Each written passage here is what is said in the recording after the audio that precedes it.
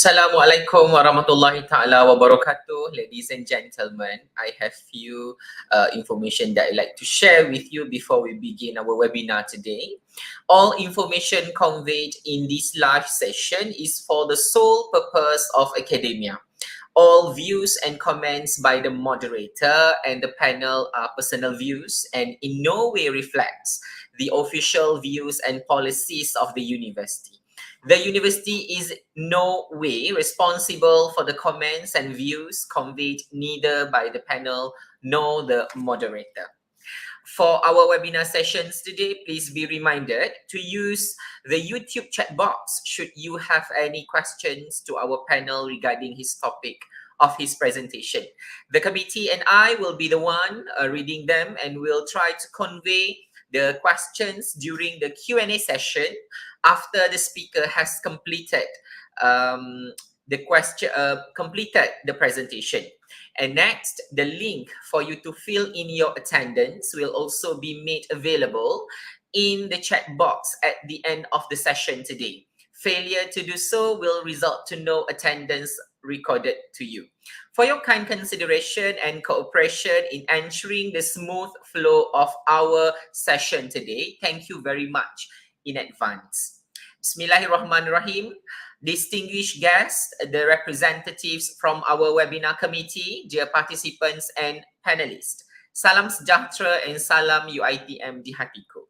On behalf of the organizing committee, I am Dr. Muhammad Syukri bin Abdullah, and I would like to extend our warm welcome and heartfelt appreciation to all esteemed participants to this first ever international virtual webinar called as Masterplan in Tourism Industries Rejuvenation in Malaysia.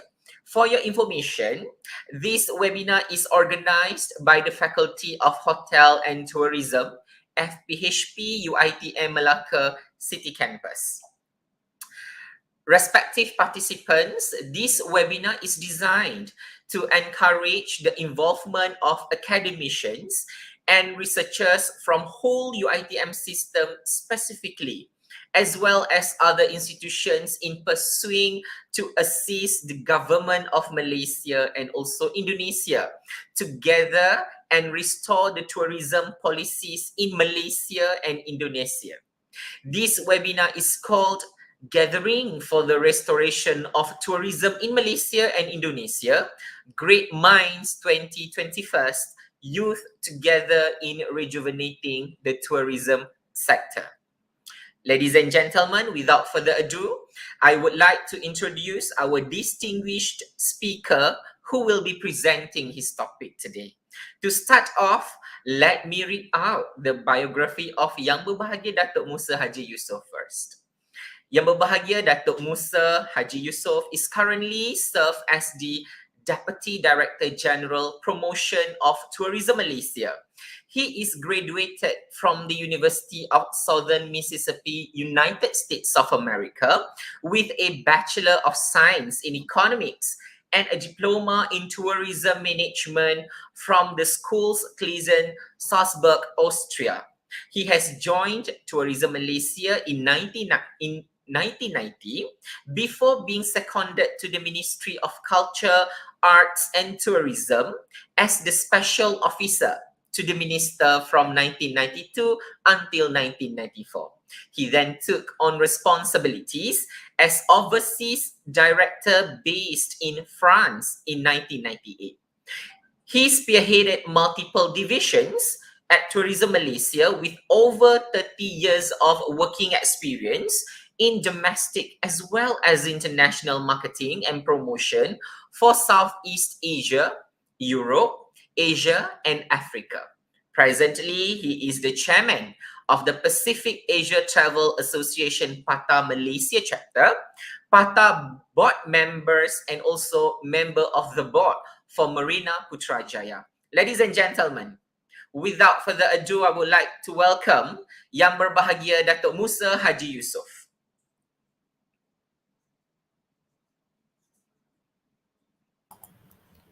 Thank you, our moderator for today, for such Dr. Syukri, for Yeah. such a, lovely introduction. Thank you again. Uh, Distinguished guests, ladies and gentlemen, I would like to, first of all, the Professor Dr. Muhammad Saliuddin Muhammad Zain, the Dean of Faculty of Hotel and Tourism Management. And then we have also with us Puan Nur Ibtisam Abdul Karim, Head Center of Faculty of Hotel and Tourism Management. Um, and then Mr. Zamzuri Ahmad Nazari, the project leader of Great Minds. Congratulations to you and team. Datuk Rosman Ibrahim, I think next presenters or one of the presenters, the MD, Managing Director for La Crista Hotel Malacca. Of course, our Great Minds partners, Makassar Tourism Polytechnic, Bali Tourism Polytechnic, Medan Tourism Polytechnic, Lombok Tourism Polytechnic, Palembang Tourism Polytechnic, Bandung Tourism High School, as well as Binus University, as well as our partners in Malaysia, Polytechnic Hulu Terengganu, Polytechnic Sultan Idris Shah in Selangor, as well as Taylor's University Selangor. I think my presentation here is going to be a very, what we call it, I do not want to dwell in detail, but I think I will opt for the questions later on if there's any. So can we go for the first slide, please? Okay, next one. Okay, let's get into some of this snapshot of the international tourist arrival. Let's look into 2020. We are talking about rejuvenation after the pandemic. So we are talking about 2020, whereby then most of the country was shocked after, I think, the first quarter, end of first quarter of 2020, when most countries in the world started to impose the lockdown on their borders. Despite the fact, for us in Malaysia, actually, as per Tourism Malaysia, for example, we already discussing about this pandemic way back in December and January 2019, when the pandemic is still localized in China. And during the ASEAN Tourism Forum in 2020, we were deliberating in Brunei at that point of time. What should we do? And before that, we already determined to spearhead the domestic tourism, because China is one of the biggest market to Malaysia, and we can see the impact. We expected the impact, but we can see the impact not in 2020, because the first 3 months in Malaysia, we are still opening up the market. And I think the first 3 months, or even the first 2 months, because of Chinese New Year, we have a big influx of Chinese into Malaysia. But we anticipate the lockdown will happen in certain countries. Therefore, we are already devised our strategy to focus on domestic tourism. We learned our lesson well way back in 1998 and 1997 during the Asian financial crisis and haze at that time, that we should look into domestic tourism to fill up our hotel rooms. So this is the same theory and the same plan that we are going to do. And we are looking also at the neighboring countries, because 78% of tourist arrival into Malaysia basically coming from ASEAN countries. So, and then it is a short haul market, less than 3 hours. You can fly into each of our countries within ASEAN. And is ASEAN alone with 600 million population, we can at least sustain the arrival if there's a drop in China market. Then by 18th of March 2020, the government imposed lockdown, and it became a pandemic. When once it's become the pandemic, there's a total lockdown. And from that, we have to shift our plan, not only looking at how to sustain China market, but also to sustain arrival into Malaysia from the rest of the world. And not only ASEAN, but as well as rest of the world, even Asia Pacific and throughout Europe and Americas, as well as South Asia, as well as Middle East. So on the slide, as you can see, I just want to give the historical data a bit, January to December in 2020. As you can see, the whole world in 2020, there's a minus 73% a drop in terms of tourist arrivals. And then if you go into a smaller area, whereby we're looking to Asia Pacific, since we are talking about our area, it's minus 84%. And we narrowed down to ASEAN, to the regions, whereby we are always contributing tourist arrival to each other, at minus 82%. And when we go into Malaysia alone, it's minus 83%. So meaning the data is correct. And as you can see in 2019, from the rest of America, Europe, Africa, Middle East, Asia, there's a drop. There's a minus as you compare to 2020. There's a minus. For example, Americas, there's a minus of 69%. Europe minus 70. Africa minus 75. Middle East minus 75, and our regions minus 84%.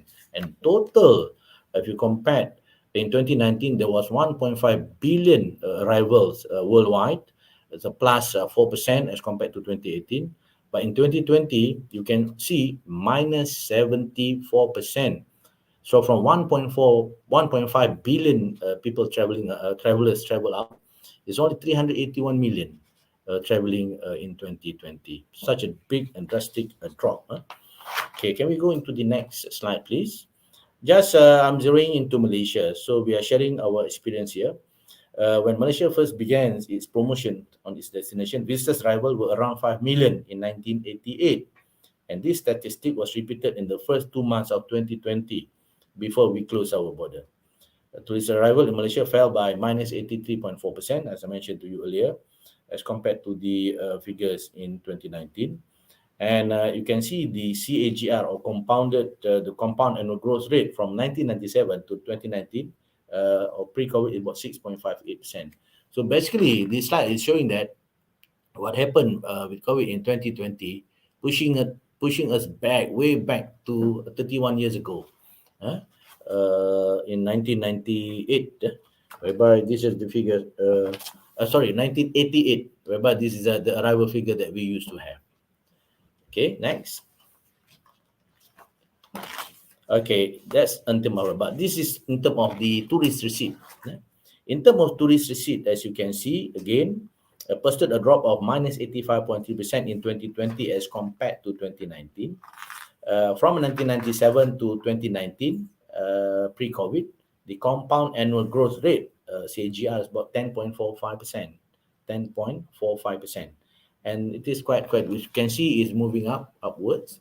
And with COVID coming in, so we can see it pushing us back, way back to 21 years ago. That was back to 1999. And this is the time when we come up with the Visit Malaysia year, as well as our tagline, current tagline, Malaysia to the Asia for international market, as well as Cuti Malaysia for domestic market. Next. I'm just sharing some info on the neighboring countries' recovery initiative. You can see some similarities, whereby Malaysia, for example, Singapore, Indonesia, and Thailand here. All countries, even not only the region, but the rest, China especially, or even India, they are focusing more on domestic travelers in order to sustain the drop in international traffic into respective countries. And some of the station, and for example, like us, Singapore, even Thailand, we are focused more on fast reviving segments such as health tourism. Because when it comes to medical tourism, you cannot wait until pre-COVID, post-COVID for you to travel. But if you need, this is part of essential services, and it is needed, and we have to travel across. And then we are also, most countries also looking at subsidizing hotel rooms through working with association, working with some authorities, and also working with OTA, and as well as subsidizing airfare through local airlines. And this, I think, happened in most of the countries. And then in terms of Malaysia, the government basically not only in terms of tourism, but in terms of SME, small medium enterprise, as well as for agriculture and from others. And there's a lot of support being given. For example, wages, subsidy on wages, to support some hospitality, what we call it, FMB, shopping complexes, especially companies, having their workers, therefore they can have this support. And I think we have, in terms of Malaysian government, we've been forking out more than 250 billion ringgit in terms of assistance throughout. And the means being distributed through the income tax department.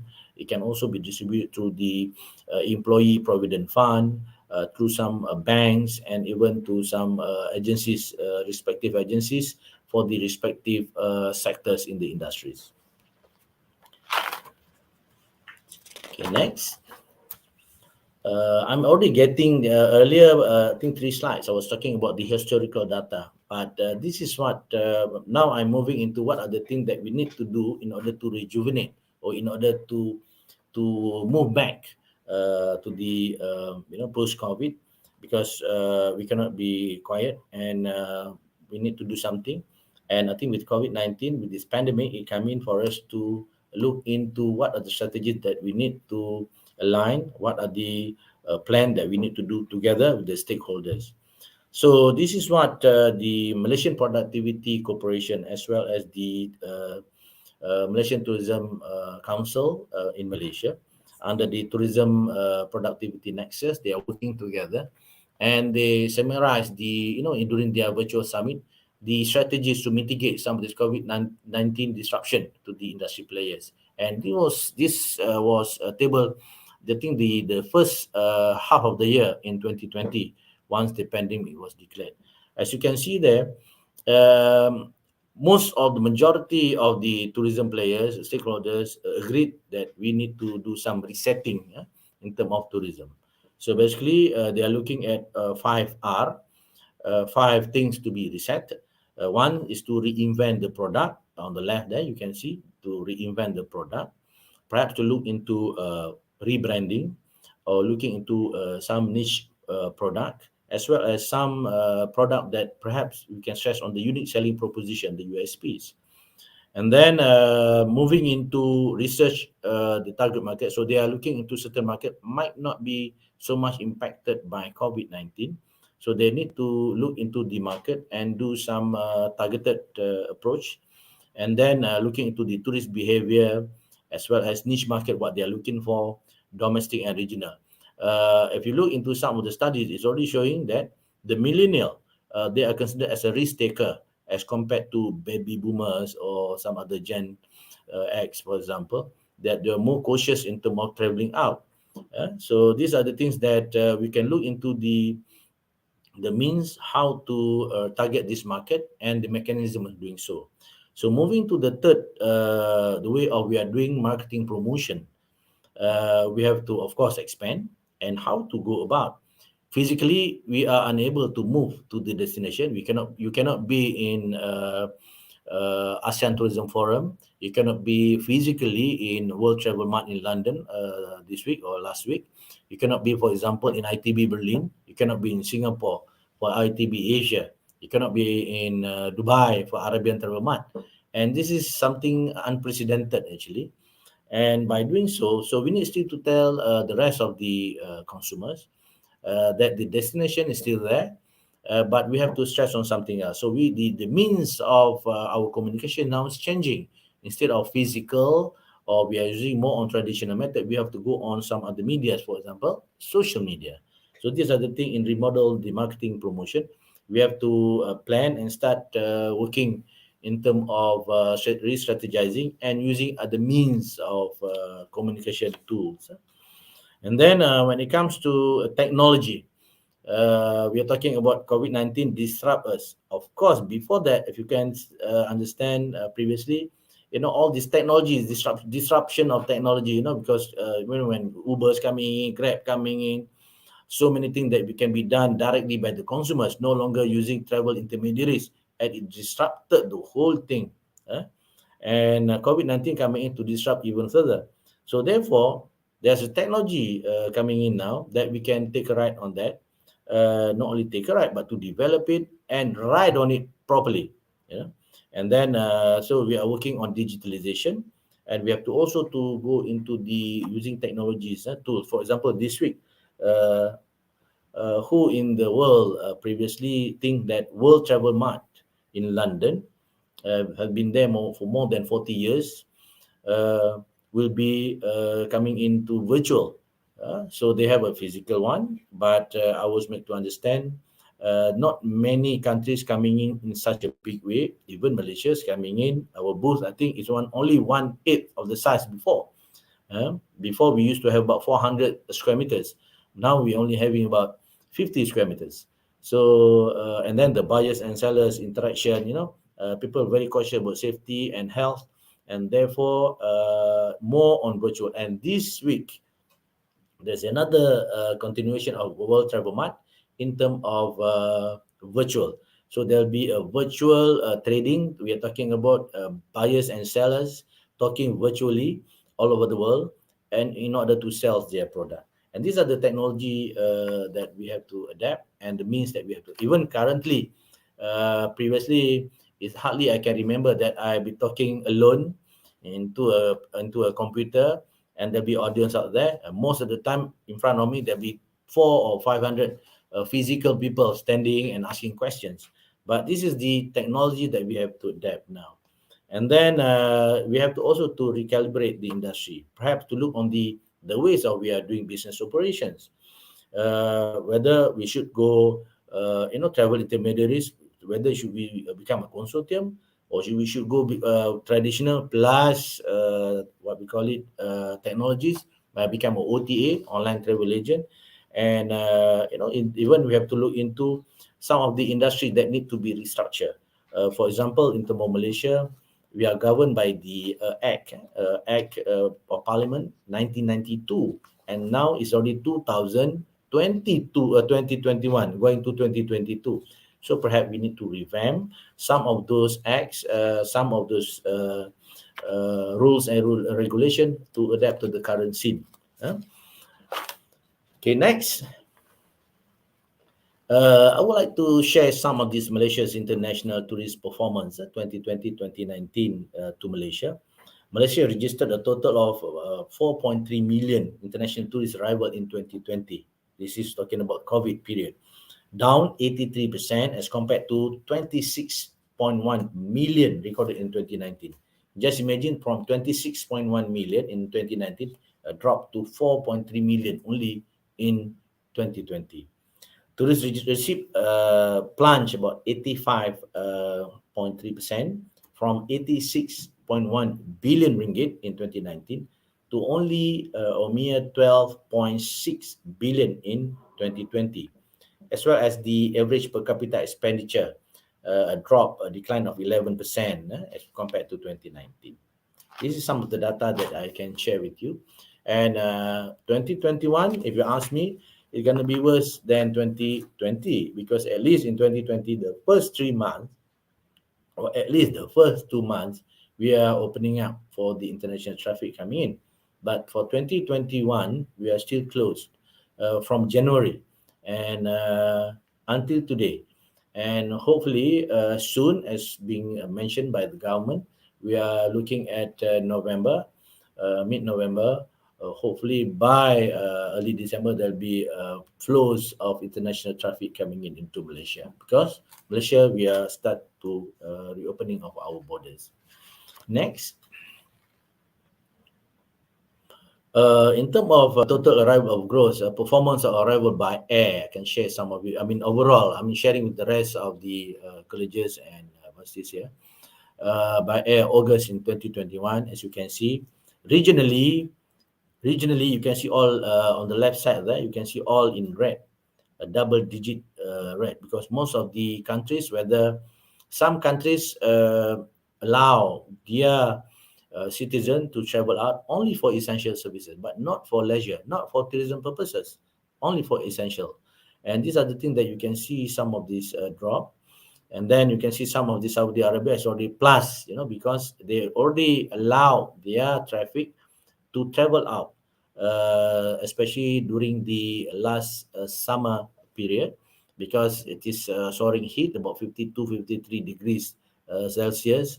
And at that time, it's a school holidays, and that time also is summer's holiday, and they allow, and most of their population is fully vaccinated, and they allow them to travel out.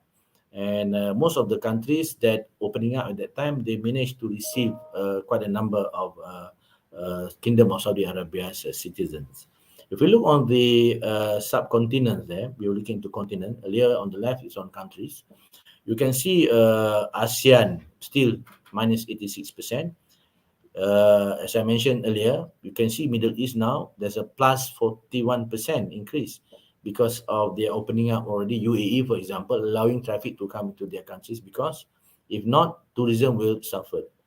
And you can see also Northeast Asia, South Asia. The bit I can mention it here as per UNWTO report that Asia Pacific a bit conservative in terms of allowing their borders to be open. And as you can see, Northeast Asia, for example, Korea, Japan, they're still closing their border except Korea. And South Asia, India now, they are allowing already people to travel out. And then you can see Western, Northern, and Southern Eastern Europe still minus because they allow their traffic to travel within Europe, but still safety and health factor played a prominent role for them to travel out. They still be very cautious, and their confidence level need to be ensured in order for them to travel out. And you can see also North America and the rest. We are talking about arrival by air. This is people getting on the flight. Perhaps they are in Europe mostly. They can also travel by road. So there's a different figures totally on that. So you can see when it comes to arrival by air, there's total arrival growth of minus 81% throughout. This is the data that we have from the uh, forward keys, the one that we used in order to detect or monitor the forward booking. Can we move to the next slide, please? So this is something that, since I'm looking into the our topic for today, basically master plan in tourism industry rejuvenation in Malaysia. So I'm not talking about the total master plan. Basically, we are talking about strategy. But just to talk about the master plan, we are talking about the national tourism policy, NTP 2020-2030, that was released in 2020, as well as before that 2019 by the government. The studies done in order to strengthen, as you can see, there are 6 pillars altogether under the NTP. There's a detail that you can look into, I think, in the website of the Ministry of Tourism on this. As you can see, there are 6 pillars altogether. One is to strengthen the capacity, governance capacity, as to boost tourism, meaning talking about transforming governance capacity of tourism-related agencies in Malaysia to harness their tourism core skills. Meaning in Malaysia, I'm not sure about in Indonesia, but in Malaysia, you have the federal government, then you have the state government. So within the state government, you have the district council. So it trickle down from top all the way to the state, and then down to the bottom. So respective authorities having a respective plan, for example. So we are strengthening that governance, therefore in sync with all. And two, creating a special tourism investment zone. This is also to look into producing what we call it some areas, high value and innovative tourism product, physical product, and services in response to growing market sophistication. So there are areas in Malaysia that we can develop. So within the area, example, they're looking at premium nature retreat, for example, in some of the ecotourism area in Malaysia. We are looking at coastal revitalization of East Coast beach area of Malaysia, and eco adventure and special interest within the Malaysian trail. If you're traveling within Malaysia, going up north to Kelantan area, there's what we call it the Tiger Trail in the area. And then we are also looking at agri-tourism corridor that we can develop. So we are talking not when it comes to tourism, we can also look into agri-tourism. We can also go into eco-tourism and some others as well. And then third one, we are moving also towards tourism 4.0, embarking on comprehensive digitalization journey to transform Malaysia's tourism industry towards smart tourism. Like I said, on top of we call it traditional tourism promotion, we should look into technologies. Even before COVID, actually, there's some exhibition or program that we are coming in. We are already using some of the technologies. For example, augmented reality or VR, virtual reality, that we can use in order to entice people to look into destination. Some destination, for example, for B2B session, we provide them each one VR mechanism to look into, and they can see the destination and the presentation done Not like we everybody looking at one screen, but each one having their own screen they can fix and they can feel the whole thing. And then after that, after 25 minutes, then we can sit down and start talking in terms of B2B or contracting, also on the contract on the destination. And this is some of these, tourism 4.0 that we can look into. We have started much way ahead in terms of web TV. We have also started way ahead in terms of 360 degrees, what we call it, promotion in terms of videos, things like that. And we have servers all over the world previously on this one. And we managed to get the interest on Malaysia. And that augurs well with the campaign that we are putting at that point of time. Another one you can see on the enhanced demand sophistication. This is more on experiential tourism. We provide innovations, unique, entice more visitors, whereby we need to nurture a demand sophistication by increase the depth of the tourist experience in each destination that they are going. So in a way, where people not only city tour, jump from point to point, getting on the bus, getting down from the bus, getting up into the bus, moving to other destination, and mostly time bound. But now tourists is looking into experiential tourism. They're going that immerse themselves, especially with culture, heritage, and arts. And fifth, we are looking at practice sustainable and responsible tourism, whereby we are aligning the national tourism policy towards United Nations Sustainable Development Goals.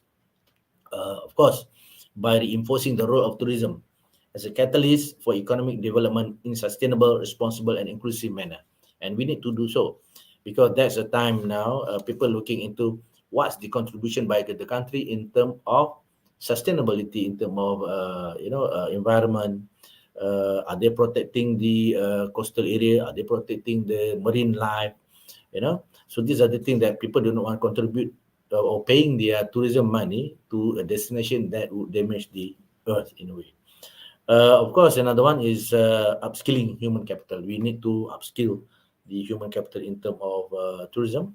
We need to nurture the development of service culture through capacity building, and human capital development. I'm talking about Malaysia. That we need to be.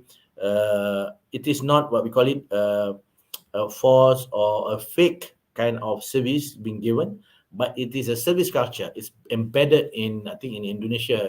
It's great when you're traveling there and you feel the warmth. And through the capacity building and human capital development. So we have done that in through most of our campaign. When we come up with the Visit Malaysia year, we always have this Malaysia welcomes the world. So we need the whole Malaysia to be part of tourism entity. We are talking about the bus drivers, the taxi drivers, everybody's. So because each travelers going to in any destination, there are 5 moments of truth. Either coming to Malaysia or going to Indonesia, going to Lombok, going to Bandung, for example. By the time there's a plane landed on the tarmac, when they board the plane, number one, they will look at the service quality. If you're flying with Garuda, if you're flying Malaysia Airlines, they will look at the local airlines, the service quality. Secondly, by the time they're stepping down from the plane, they will see the immigration. The immigration, if the immigration is so friendly, it's not fierce, or putting them aside for more than 1 hour. Well, due to COVID, this is different things. We are talking about this warm hospitality by the immigration officers welcoming us, by stamping the passport. Then they say, "Welcome to you." I had this great experience. Let me tell you, when I was in Japan, I was arriving early in the morning because we're flying at night. By the time we arrived there, there's one lady standing in front and came towards me and said, "Selamat pagi and welcome to Japan."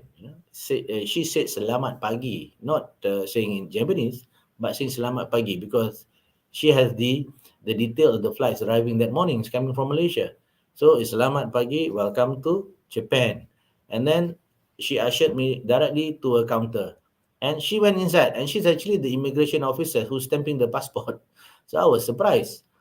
So these are the things that we are looking at. Now, if you're traveling out, now with the technology, if you travel out, by the time they put your passport, then the machine will speak in Bahasa Indonesia or Bahasa Malaysia to you. because they can detect from your passport and start communicating in your local language. And then another thing, after immigration, you will see the custom officers, the custom officers. And then from that, you got into your taxis. So the taxi drivers, this is all moment of truth. Taxi drivers bringing you to hotel, and your last after your flights, 8 hours flight or 13 hours flight, then the hotel reception welcome you, show you the place where you're going to stay and the room that you're coming in. So at least minimum 5 moment of truth. And anyone of those spoil, I think it will in a way will spoil your holiday. So these are the things that we need to really have this, what we call it, upskilling and the service level of ours. Okay, next, can we go? Well, this the national. Sorry, and there's also on top of national tourism policy, there's also the national ecotourism plan. I mean, I think this one you can see look into the. It's more or less the same, but you can look into this. Basically, there's investment ecotourism.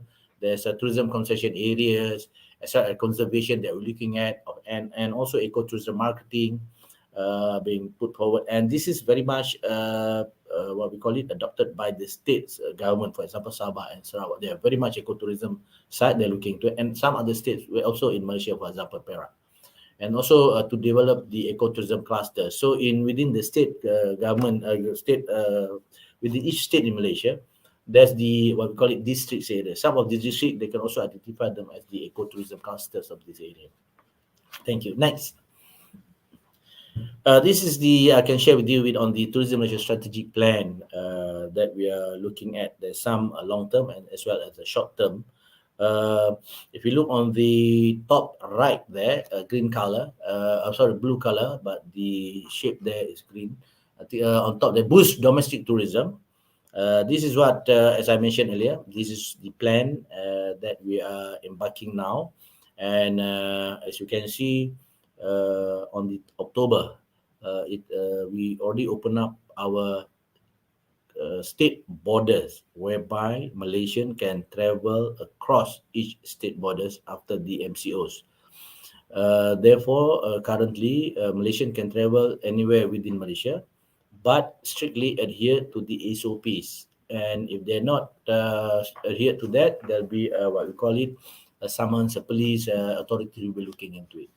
And currently we can see, for example, because Malaysian, when they travel, they always travel during the festivities. Yeah? For example, last week was the Deepavali.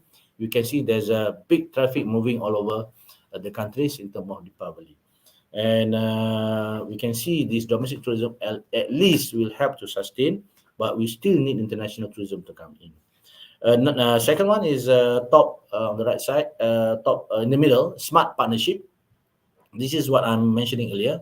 Our collaboration with the state government, and from the state government, we will trickle down to the local authorities in order for us to work with them. You know why? Because Tourism Malaysia, we are looking on the demand side. We are creating the demand for the destination. However, when it comes to supply side, looking at betterment of the service quality, looking at the infrastructure, the maintenance, it is not us. It's a supply side. It's by the respective product owners, as well as state government or public or the what we call it public authorities.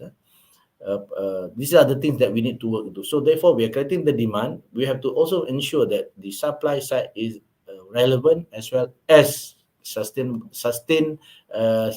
in order to complement the demand that we have created.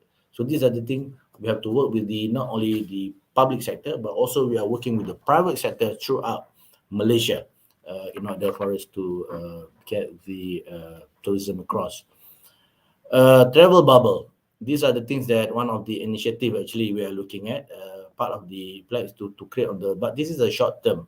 We're looking at the corridors or bubble. We already opened up a domestic bubble into Langkawi, and this coming 15 November, we are looking at opening up still Langkawi, but for the international traffic coming in.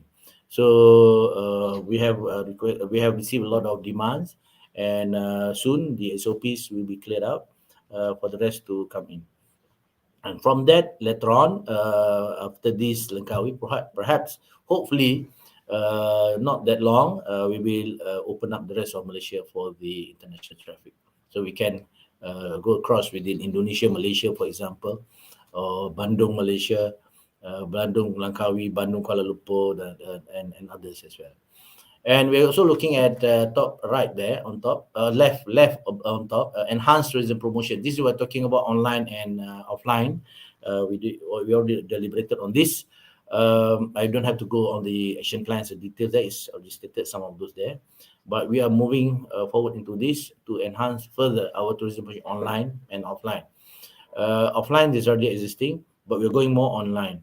What we are doing currently, for example, like we have a B2B session, we have what we call it Aero Meet, for example. This is some of these programs that we are going to get the medias as well as the agents to communicate with our industry players virtually. Then hopefully later on we can follow by physical travel once we open the border. Another thing, strategic communication or media engagement. We need, despite the fact since COVID 19 lockdown was done in 18th of March 2020, uh, people might thought, hey, what Tourism Malaysia is doing? We are still doing our business, but in different ways. We have more than 30 stations overseas. And through the station overseas, what we did is that each stations having their own program. It depends. If it is allowed, they can do hybrid. If it is allowed, they can also do some small physical program according to the protocol. And they can also have a total 100% virtual program. So when the collaboration will be done with the state government as well as some of the federal government and the product owners, meaning our stations abroad. For example, we take for example station in Frankfurt, France. I mean in Paris. Sorry, in Germany. What would they do? Basically, is to have the local operators selling Malaysia plus the frontliners, for example, having a session more or less like this to be updated on the tourism product in Malaysia, and also what initiative being done by the product owners, for example, hotels, things like that.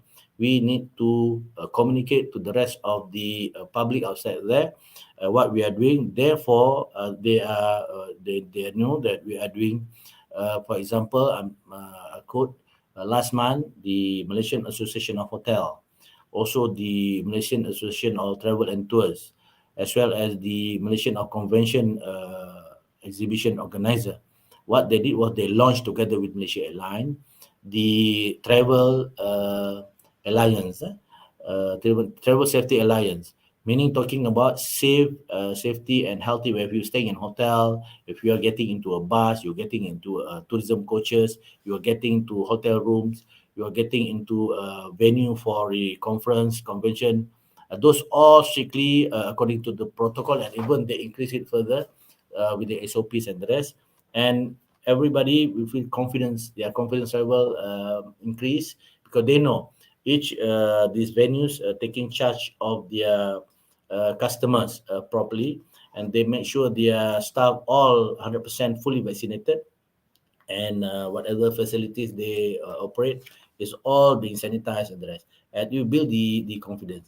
And this augurs well with the finding from trip advisors in their worldwide survey, that number one that most tourists looking at is the safety, the confidence to travel, to be on the plane, to be on the destination, to arrive on the destination, and then to be in the room, and all this that being mentioned. Um Okay, those at the bottom basically is the some of the enablers. I think I don't go dwell into that, but this is some of the transformation they are looking at. Let me go to the next slide then. Mr. Moderator, I think I have still the time. Okay, let's go on the short-term strategies. I'm showing it here. When we are talking about, we are doing some of this travel bubble, and then in the middle you can see some of this e-marketing and then smart partnership. Travel bubble, the one that I emphasized just now, is basically, as you can see on the screens, Langkawi. And we're also looking at international airlines coming into Langkawi, bringing in international traffic, hopefully by middle of this month, as well as looking at certain target market. As you remember, the 5R just now, we have to look into the strategic market, target market that we're looking at. So East and North Asia market, That the market that we are looking at, as well as ASEAN.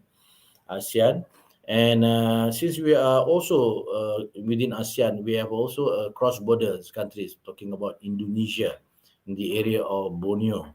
Then we have Singapore in down south, and then we have Thailand up north in Peninsular Malaysia. That we can also do a lot of cross border, and the countries as well looking at also a cross border. If you read on the newspaper yesterday, uh, Singapore government's already come up with the statement that they are looking collaborative with Malaysia, looking at opening up the borders for fully vaccinated traffic leisures to move within this area, or at least they can fly out of Singapore or fly out of Malaysia to Changi. So there's Singapore and Kuala Lumpur KLIA, what we call it, cooperation being done, and hopefully at least we can see some of this traffic moving both ways. And of course, in terms of travel bubble, we are looking at incentive supports for airlines and tour operators. That the government will come in, especially the tourism board as the DMO, Destination Management Office. We need to do that to support, especially as a post-COVID, most of the operators and airlines suffered a lot. So we are coming in to provide some assistance into this. And of course, the attractive packages that we have to offer to the customers coming in. So we have a special division, what we call it, package product development division, to sit down and look into reinventing, as you can see in the 5R just now, to reinvent. And there are certain things that we can look into, we can drop, and we can introduce a new one, especially if there's a new product be developed. In the middle there, you can also look into the e-marketing. Of course, these are the things that we are doing. Like I said earlier, we are continuing doing our virtual tourism roadshows. We have also what we call it mega fam trip, medias as well, meeting with us, either by virtual as well as by hybrid. And then we are looking at webinar on every market, talking about Langkawi, we're talking about destination like Pangkor, we are talking about destination like Johor, Perak, and so forth. And we got the product owner themselves to join us. Basically, Tourism Malaysia, what we did was that we provide the platform for the rest of these buyers and sellers to meet and discuss. And we're also enhancing on social media just now.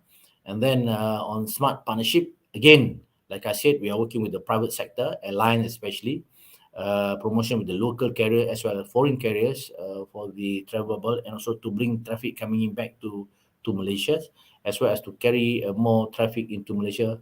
And looking at collaborating, piggyback, talking about piggyback with their knowledge, to work with them, together with them, enhancing it further. Currently, we are doing a lot in terms of domestic tourism. We're also working with the Malaysian airports on SOPs and the rest, and then government agencies as well as state agencies that are promoting tourism, and the rest of the industry players that we sit down together and to repackage and to look into special discount that can be supported by the government. As well as in terms of in-market promotion, talking about within our stations overseas, they are still continuing their PR, either offline or online, and as well as to be in a local travel fair. For example, in China, there's a total lockdown. No Chinese traffic can travel out, and no people can go into China except essential. So, but the local travel fair is still moving in. So we still moving in. Some physical, some with hybrid, and some total virtual. And these are the things we're doing. Also, a mini roadshow to some destination within China, and even virtual fair that we are doing in India. Next. These some of these long-term strategies that we can share with you. When we're talking about smart partnership, it is not once and stop, but it's a continuous thing. So we have to increase our smart partnership with the local carriers or even the foreign carriers. We had a session already with foreign carriers talking about flying into Malaysia and looking at, because it is a win-win situation for us to make sure that they have filled up their seats and for them to fly to the destination. And these are the things that we can collaborate together. And we are also looking at collaborating in terms of brands, in terms of talking about credit cards, things like that, that we can sit down and do a great promotion. For example, in Malaysia, talking about domestic traffic, we are working with Lazada and Shopee in a great way to promote tourism packages via those, because they are having their marketing strategies and they have a big database for the locals as well as international. And notwithstanding, also we are looking at working closely with government and association on entry issues, things like, for example, to facilitate seamless travel into Malaysia. We're also looking on the charter flights with the foreign carriers into some destination like Langkawi, Kota Kinabalu, Kuching, Johor Bahru, Kuala Lumpur. Let me tell you, actually, once lockdown was done in March 2020, by second quarter of the year, we already received a lot of inquiries in order to do a charter flights into the area. Unfortunately, the government feel that perhaps to protect both the citizen as well as the foreign traffic into Malaysia, we do not allow that until more than 90% adult population or total population in Malaysia being fully vaccinated. And we have done so. And hopefully, we can see this will be towards the third quarter or fourth quarter of this year, or first quarter of next year. Then we can see start the traffic moving into Malaysia. Niche packages. These are the things that we need to look into. We are working with currently with the stakeholders in terms of golfing, birding, and angling. This is one that we are strong in for currently, especially golfing. And we are looking at sports event. If they allow us to come in to have some of these sports event, we would love to start pushing the traffic into Malaysia into this, because these are and it is being done outdoors, like Ironman, triathlon. Those are the things that we can work with those. And then those of shopping, agro-tourism, homestays, wedding, and these are all the niche packages that we can open up once the borders being open. And we're also looking at the target countries, whether they are also opening up their borders, because for example, we are homestays is very strong in Japan, but currently Japan, they are not opening up their borders for their own citizens to travel out. So we have to also discuss respectively with these countries in order to gain that traffic coming in. But again, hopefully by second quarter of 2022, we can see a change into this because most of the population of the world already fully vaccinated. Okay, again, I don't have to go detail into that. To enhance tourism promotion, again, I've already mentioned about it.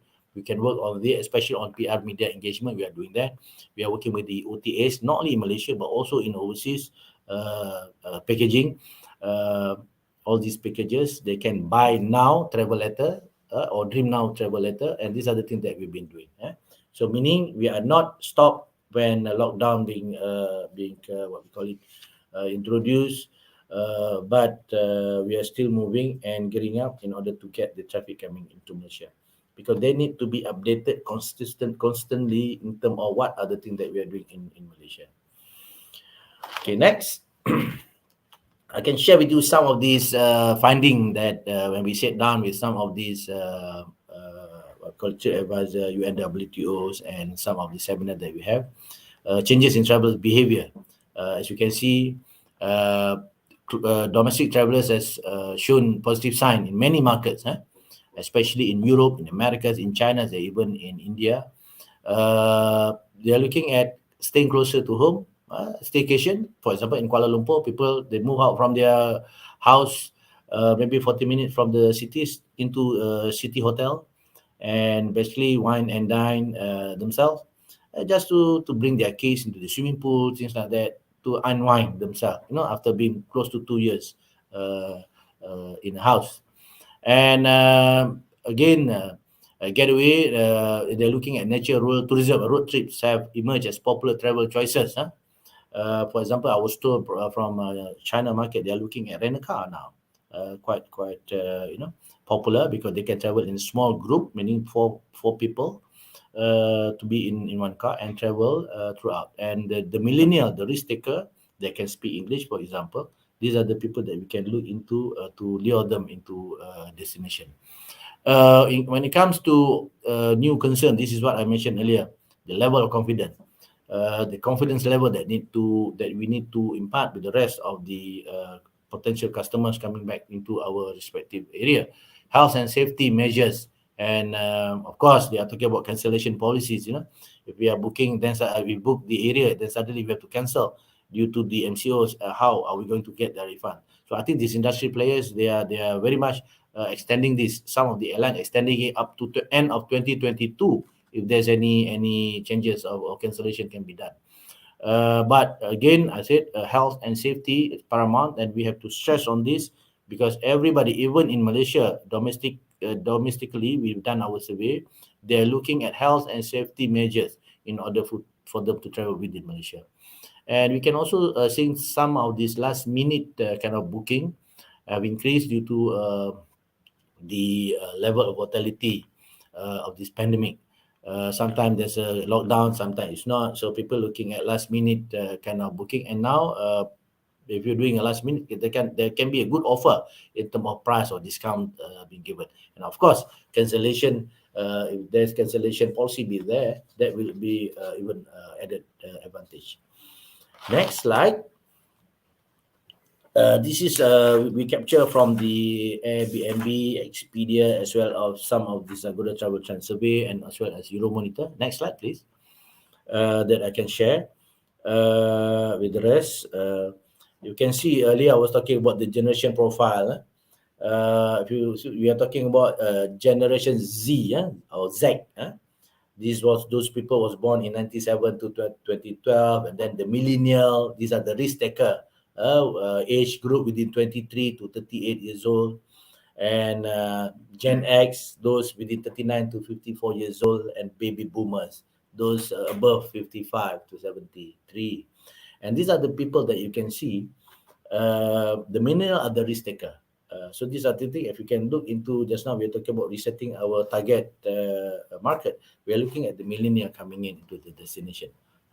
Because they are risk taker, they can travel throughout, and we can see, for example, a country like America as well as Europe.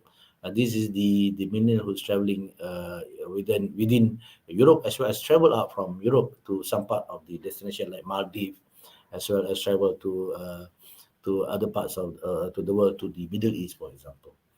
And as you can see from here, again, like I mentioned, domestic staycation boosts as international travel ban persists because of they cannot travel out. Because not because the borders of the receiving country is closed, but sometimes some countries they do not allow their citizens to travel out. For example, a country like China, not until end of February 2022, only their citizens can travel out because they are having Winter Olympic in 2022 in February. Only after Winter Olympic they will allow them to travel out, especially on leisure market. So therefore, you can see the domestic staycation boost. They can travel within China, as well as that's what we can do also in Malaysia. We can see also now luxury travelers, a source of higher value generating tourism. People used to travel to perhaps to Alaska, North America. Now, having additional fund in order to travel within the area that close by. So these are the traffic that we can look into. And then also it's crucial for the industry to understand the importance of family and family travel. So you look into the less group, more FITs currently. This is even earlier part we can see already. No more, not to say no group at all, but we can see less group but smaller group. They can travel like an FITs. Like I said just now, 4 people or 6 people. Two families together, and basically among friends and family, because they know each other, their level of safety, their hygiene, so they are confident to travel with those people that they are familiar with. Again, I think this is also being mentioned earlier, looking at experiential, individualistic adventure travel. So these are experiential tourism. They immerse themselves into, they absorb whatever things instead of touch and go from one destination to others. So they would like to absorb a lot more, especially on culture, heritage, and arts. So these are the 3 things perhaps we can put more emphasis later on. And of course, innovation and unique destination will entice a lot more. So these are the trend that we are looking at. So, and then we are also talking about slow travel. A lot of people talking about slow travel, mindset. meaning they're looking at combining sustainable, as well as authentic, responsible experience into this. They are not. They have been looking at the currently. I did mention about the just now. I did mention about the UN SDG, the Sustainable Development. What are we doing in terms of our blue economy? Talking about the marine life, those kind of things that they can be involved with. Again, I did mention earlier, millennial and Gen Y are most likely to spend more on travel because they are the risk taker, and to ensure that the enablers would be the digitalization. At a point of fingers, they can look into the handphone, they can do the booking, no more laptop. They are looking at a smartphone thing, for example, in order to do the booking and to get all these infos at the fingertips, as well as a shift in transportation expectation. Um Maybe people would pay a lot more, but they want to make sure it is safety, hygiene level is at the most. And for example, I was told by some of the airlines, previously when we fly to certain airlines, you can see the airline steward or stewardess wearing a nice kabaya, wearing a nice uniform. But currently now you see them with PPE.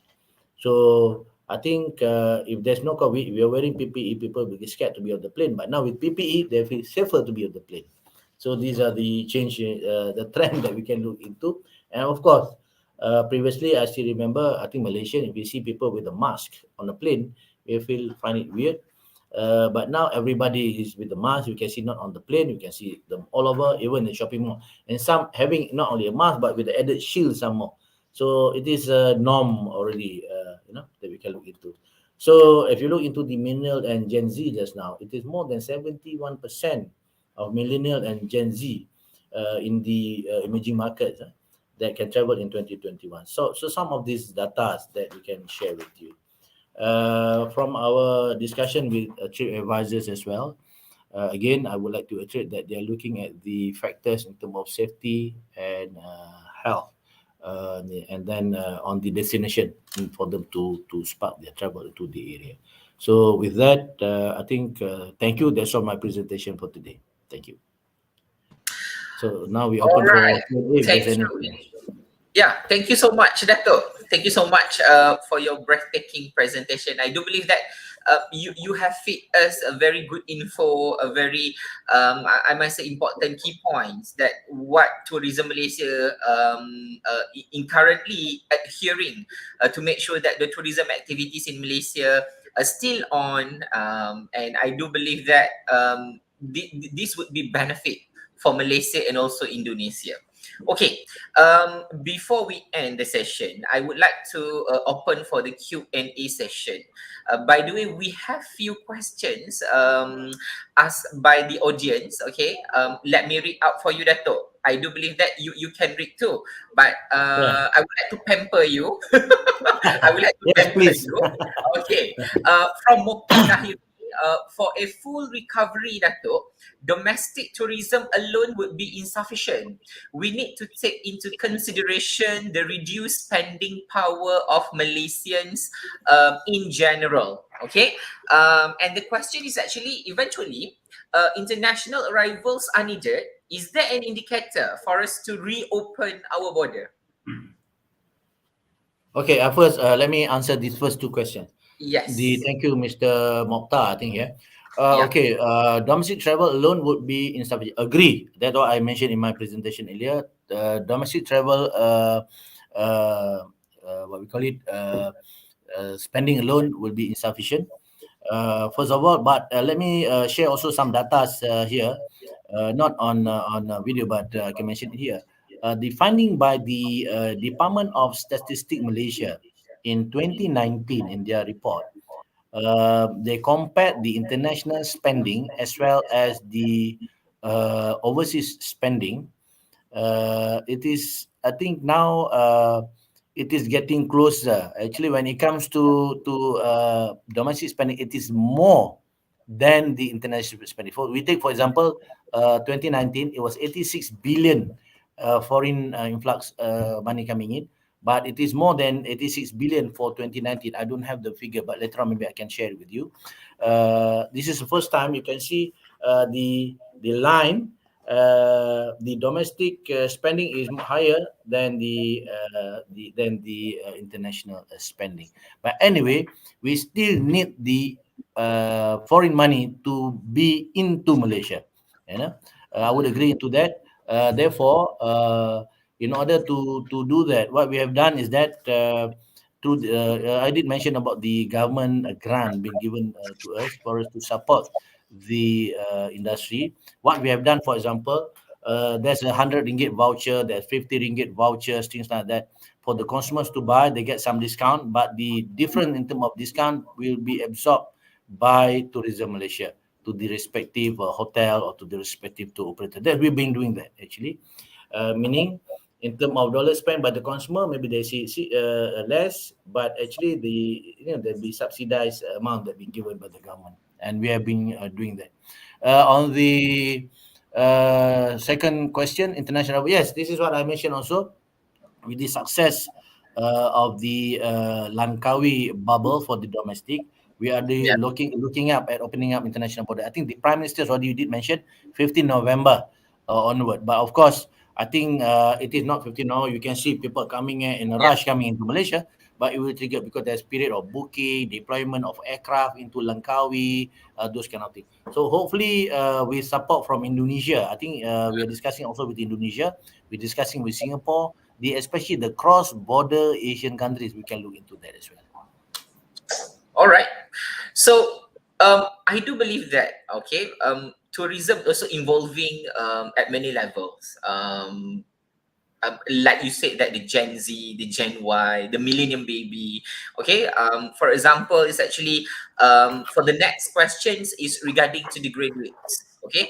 Okay. For the next question is from Miss. Oh, sorry. Okay, from Miss Chu Zi Xiong. Okay, selamat sejahtera Datuk Musa. Is there any specific solution for the homestay operators along the tourism recovery plan, and the local tourism operators hardly survive at this moment? Let me just, is there any specific solution for the homestay operators along the tourism Along recovery the plan? The tourism, local tour yeah, operators hardly. Okay.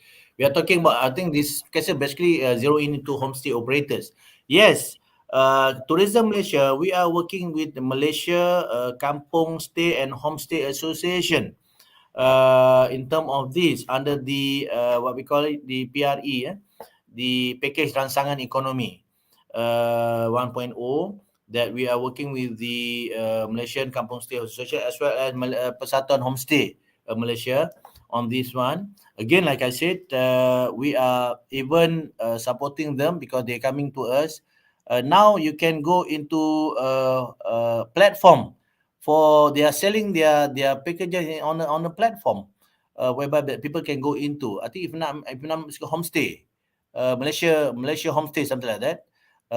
You can Google or you can check with our inquiry center. Then people can start buying. Earlier part, because these are the most, I agree with Madam Mr.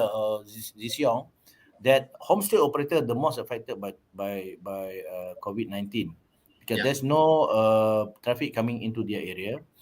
Secondly, they did not manage to receive any support through the authorities because most of them, it is a homestay operators, it's a kampung for rural tourism. And that was one of our objective from 30 years ago, to ensure that the rural tourism, what we call the economic of tourism will benefit the rural tourism. That's why we introduced homestay. So this is part of the what we call it community based tourism. yeah. And on the under Pemerkasa, actually, this is the support that given by the government. There's one of 600 ringgit to the 4,000 pengusaha homestay. 600 ringgit for 6,000 pengusaha homestay Mm, that registered with Motec under the homestay experience. This is part of the government support. So it is not that we are not supporting. There's some support that we're giving as well. We are talking about sitting down with them and getting their packages on the board. So hopefully now they're opening up already in terms of that. The only thing, there's some we would like for Malaysian especially to use the travel intermediaries to travel to homestays. So, for Okay. example, in Malaysia, there's Rombongan Cik Kia, from one area, not 40 bus, 40 people, but perhaps 10 people, in a small bus persiaran van can travel into some Yeah, homestay. And that was testified by the homestay operators. I see. Thank you. I hope I can answer that. I'm sorry, Dato. Just to ask you, I'm wondering whether that 600 being fully utilized. Oh, the data is not with Tourism Malaysia, but I hopefully Okay. be utilized, because if not, then the government through MOF, Ministry of Finance, Yeah. will indicate that to the ministry, and I see. basically That's a we very telling. that's very good initiative, by the way. Okay, that's a very good Yeah. initiative. So you just calculate 600 ringgit times Mm. 6,000 operators. So that's an amount that we Six are times willing to subsidize. statistic, and you have so many zero at the back. So can you imagine how much is actually the Ministry of Finance allocated? Okay, for Yeah. that sector only. Okay, Yeah, actually, so that, homestay. Let me share it here. Actually, when yeah. it comes to homestay, Malaysia is the sample that being used in ASEAN countries for the Okay, community-based tourism. okay, So when we created homestays, it was followed. I remember when I was in the ASEAN directors, we are the one that proposing that these are the homestay that can be emulated by the other ASEAN countries yeah. to be done. I think Philippines and some other countries already doing that, and even Thailand. And we use also others, Thailand's experience in spa, for example, for them to assist us. And we managed to develop a lot more. And you'll be surprised. There are some areas in Malaysia, homestay operated before COVID, their annual earning is more than 2 million per year. Yeah, yeah, true, true. Even now we not only have homestay, but we have kampong stay. Am I right? Yeah. Is Yes. it similar with homestay? Kampong stay and Well, homestay. a bit different. Maybe for the listeners outside there, do not confuse with the. Sometimes you can see a banner homestay in certain area. The word homestay now in Malaysia become a generic Yeah, term being used true. by people having extra house just to rent it out on a short term rental. It become like Airbnb. So actually, homestay actually the registered one with Motec. The clear defining of I homestay is that see. the guest must be staying with the host, and they only maximum 4 rooms per house can Okay, be used for the guests, okay. and in one village there must be minimum 10 houses, 10 houses to be together to become a homestay. Then there'll be one coordinator being appointed. I Maybe see. if you do not have one kampung, then you can have, for example, I can quote for you Bang Horis, Bang Horis. Bang Horis homestay close by to KLIA.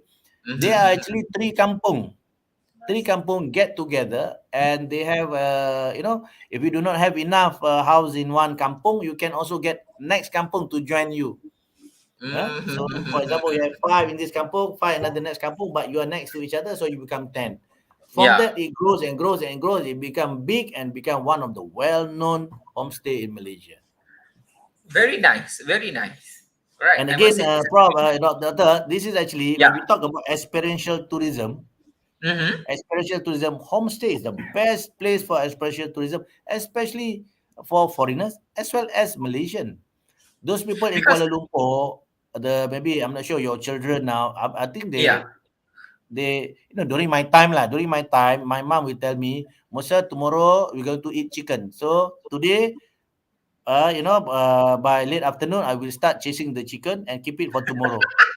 But today, today in 10 minutes, I can tell my kid, okay, let's go to supermarket, buy chicken and wait. So Yeah. they see a supermarket chicken instead of a live chicken. So these are Yeah. there's two different things now. All right. That's a very nice experience that you have actually. Okay. So I must say that kampong stay or even homestay. During my time, we have a few experiencing for exchanging program students from Korea, from Japan, Yeah, went yeah. to Malaysia, and also even we send our students there. All right. So that's a very good initiative for homestay, and we are exchanging the culture. We are extending our culture to them also, and especially that yeah, everybody is not knowing about Malaysia. So the tourism is playing major role to make sure that Malaysia in the known and the world map. Okay, That's all why, right. Doctor, we are looking at the different market preference actually. When you talk about Yeah, just now Korea and Japan, there are two different market preference when it comes to homestay, for example. The Japanese uh, will come in order to experience, the culture and to yeah, know how our culture heritage and that. But the Korean will come in on top of culture. Actually, they are coming in to learn English. So they're going to stay in a homestay and they will go to the school and to be immerse themselves with the English lesson. So the way we market it is different actually, and even I was surprised. There's a lot of demand also from Indonesia actually when it comes to homestay. What the demand coming from golfers coming yeah. into Malaysia, but they stay in a homestay, in a homestay. Then they go to play. They play golf because they would like to feel that Yeah. the feeling. All right, Dato.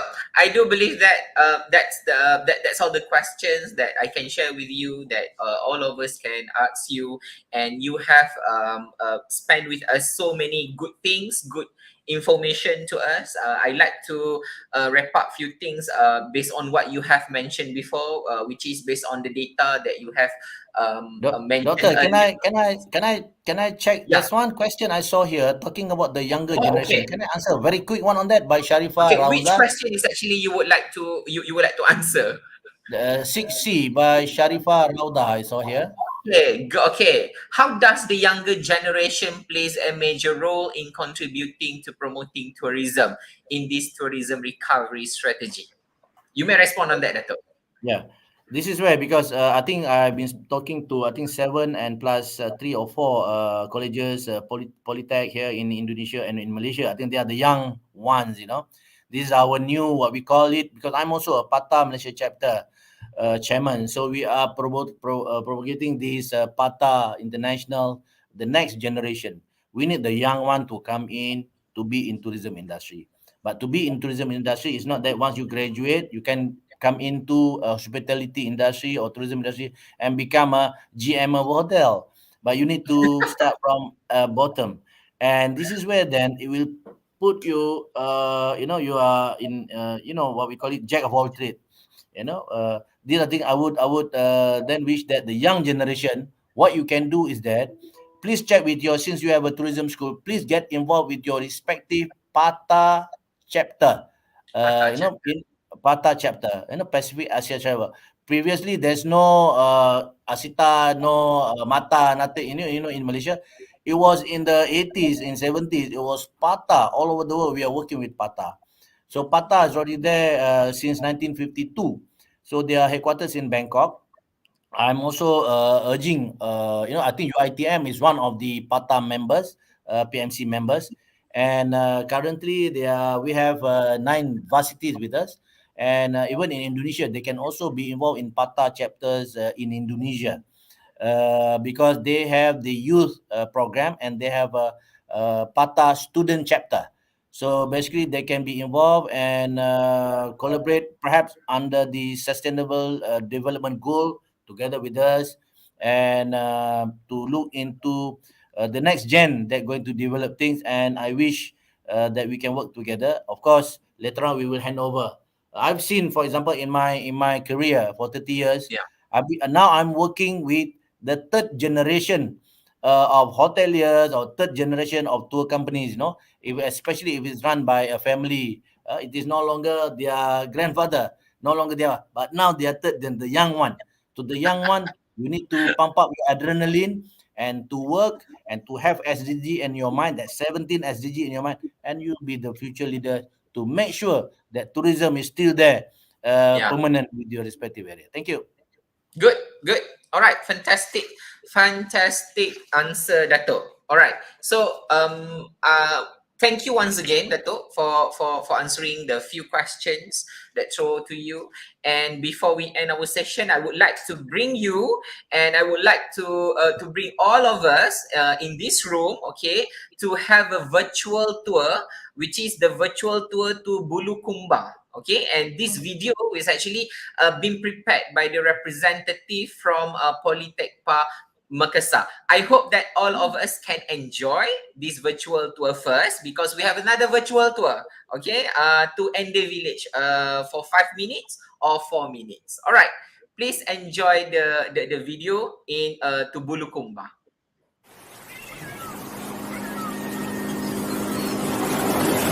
Hey, I'm Rifki, and she is Pura. Hello. Bulukumba is famous for white sand and underwater beauty. Bulukumba has several interesting places to visit: Bira Beach, Lukang Island, and Tanah Beru.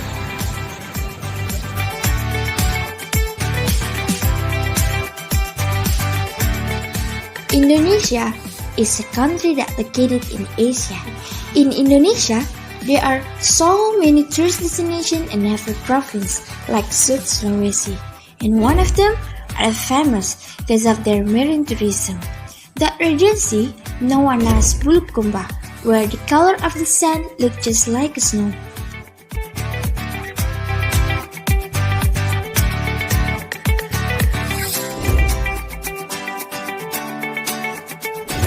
Welcome to Bira Beach! Tanjung Bira.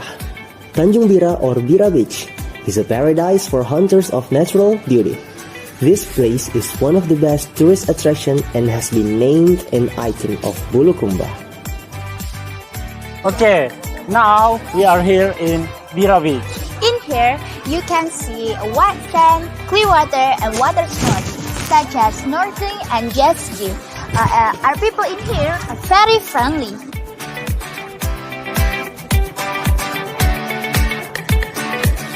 Tanjung Bira, known as the one of the most beautiful beach in Bulukumba. Why? Because the sand is really white and really soft, like the floor. Not only because of the sand, Tanjung Bira is also known because of the color of the sea and the coral. You can enjoy both of these things by snorkeling and diving, sunbathing, volleyball, watching sunset, driving banana boat, and much more. You can do all of that thing in Tanjung Bira. Lukang Island. Lukang Island is one of the best destinations of underwater life in Bulukumba.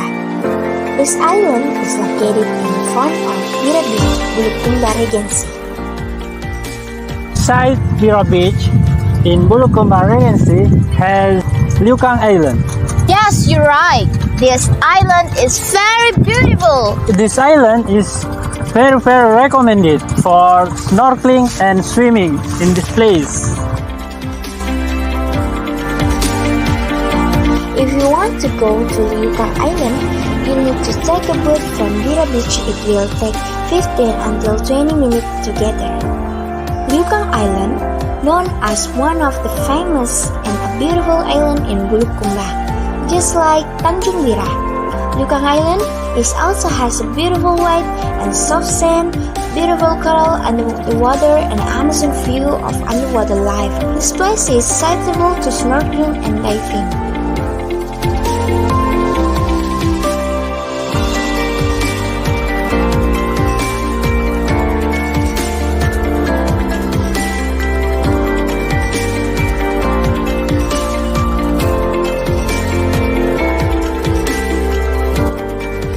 Tanah Beru, Bulukumba Regency, not only famous in marine tourism, but also in maintaining their heritage. Tanah Beru is a place where the pinisi ship was built. Pinisi is the legend wooden ship which is made around 15th century.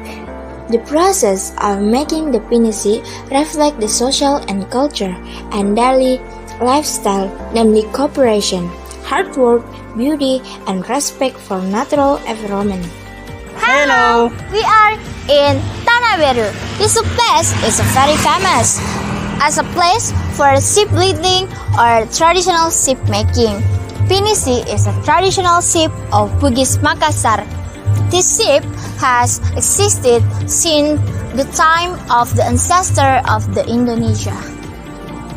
Pinisi, the proof Indonesia is a great maritime country with the strong sailors and shipbuilders. And behind me, you can see this is one of the biggest Pinisi made in here. The technique of making pinisi is also very concerned about accuracy in terms of engineering and navigation. To arrive at Tanah Biru, we just need a 50 minutes from Bira Beach by using a car or motorcycle. Pinisi made by kayu biti which have the characteristic as hard as iron, weak and durable. They need a 6 months until 5 years depend on the size of the ship. To make this ship, they don't need to use speak but just use the wood as connector for each part of the ship. Besides looking the people around the Pinisi, we can also enjoy the view of the beach and enjoy the view beautiful sunset.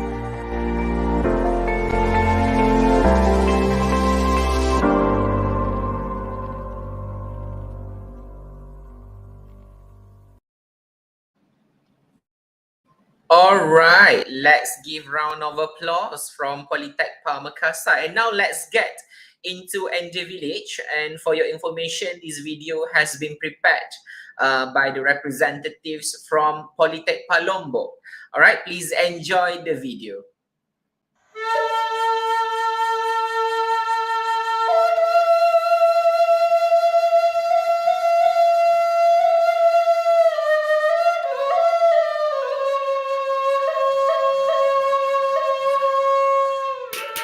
Sobat virtual sekalian, saya ucapkan sugeng rauh di virtual tour autentik Sasak Lombok. Perkenalkan, saya Abdullah yang akan memandu perjalanan kegiatan wisata virtual pada kesempatan ini. Mari sobat virtual.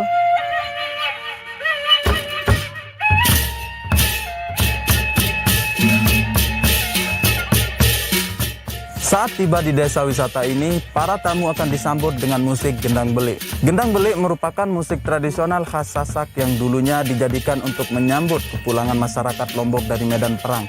Dan hingga saat ini digunakan pada kegiatan hari-hari besar di Pulau Lombok.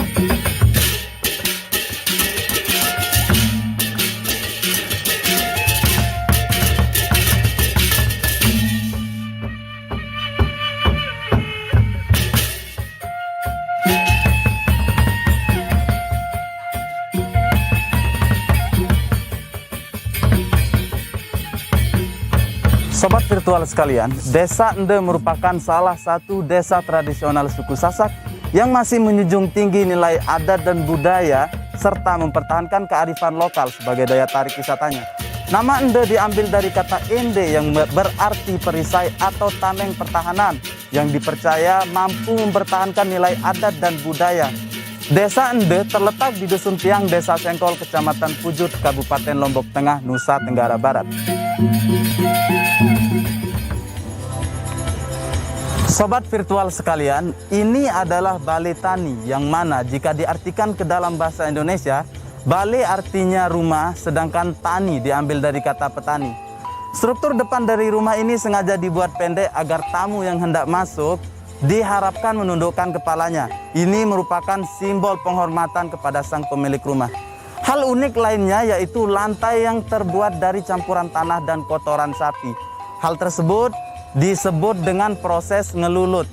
Ngelulut merupakan proses mengepel lantai menggunakan campuran tanah dan kotoran sapi yang dijadikan sebagai semen, yang biasanya kegiatan ini dilakukan sebulan sekali sebagai salah satu cara masyarakat Sasak menjaga lantai rumah mereka dari retak dan debu.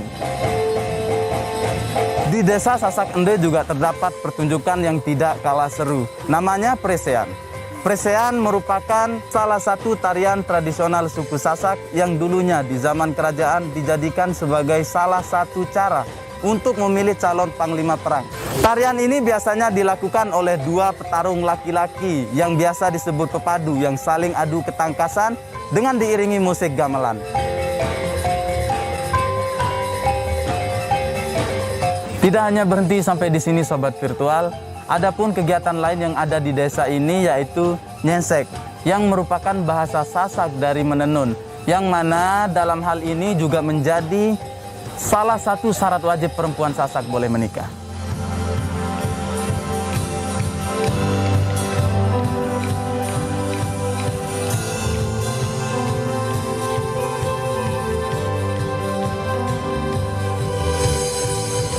Sesudah melakukan banyak aktivitas, perut sudah mulai mengosong nih sobat virtual. Maka dari itu saatnya kita akan bersama-sama makan dengan masyarakat, yang dimana kita biasa menyebutnya dengan istilah begibung. Jadi begibung merupakan acara makan bersama-sama dengan masyarakat, duduk di tempat yang sama dengan menu makan yang sama, yang memiliki makna bahwa di hadapan Tuhan kita itu sama, tidak dibeda-bedakan.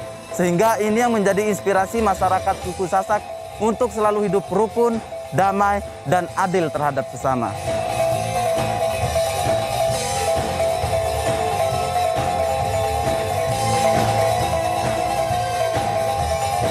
Baik sobat wisata virtual, berakhir sudah kegiatan kita pada kesempatan ini di Desa Adat Sasak, Ende Lombok. Semoga sobat virtual dapat berkunjung secara langsung di desa ini. Matur tampiasi.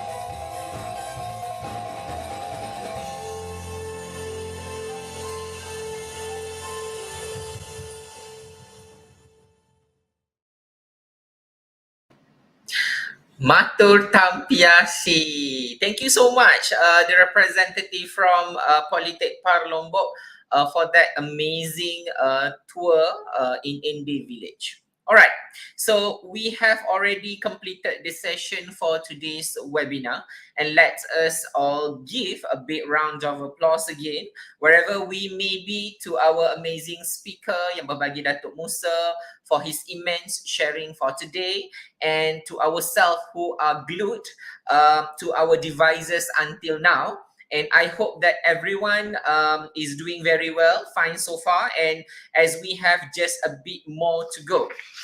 All right, ladies and gentlemen, next webinar will begin at 2:30 p.m. Malaysian time, and I would like to introduce to you our next webinar, and the title is Strategies and Opportunities for the Hotel Industry for the Post-COVID-19 Era. And our distinguished speaker is from Malaysia. Yang berbahagia Datuk Rothman Ibrahim, which is the Managing Director La Crista Hotel in Melaka, Malaysia.